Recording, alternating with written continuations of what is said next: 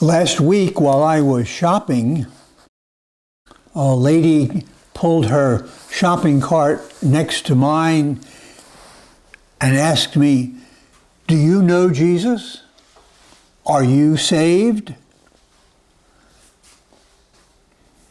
Well, I was all caught up looking for a large bottle of mayonnaise, so she really caught me off guard. And all I could think of saying was, "I'm a Catholic monk." And she was gone. Now, I'm not sure why she left so quickly. Perhaps she thought that since I'm a Catholic monk, I definitely was saved. But on the other hand, she may have thought that I was unredeemable. I'll never know. But you and I know. We know Jesus.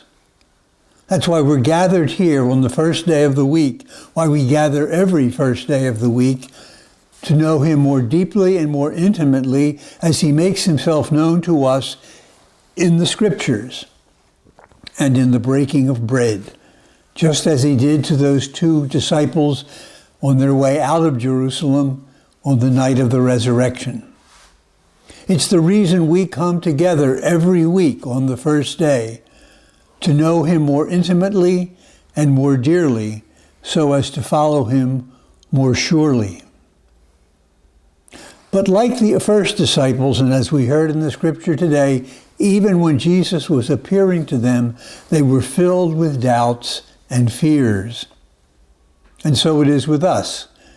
We have our doubts to face, even with the knowledge that we have of Jesus, and we certainly have fears for many, many things.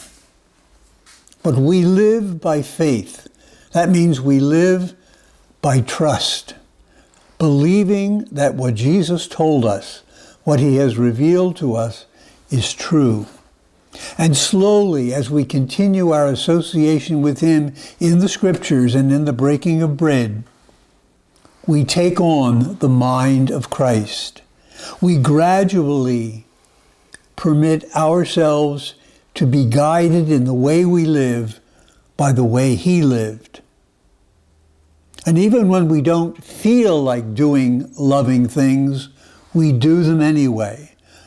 Our life is filled with attempts of loving, kind acts so as to do what Jesus did and to do what he calls us to do as his disciples.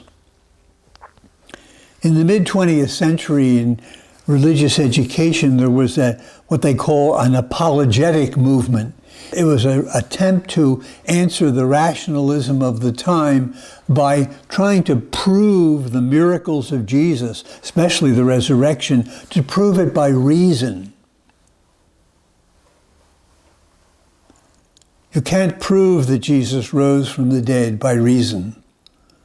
You can't prove that anything he said was true purely by reason.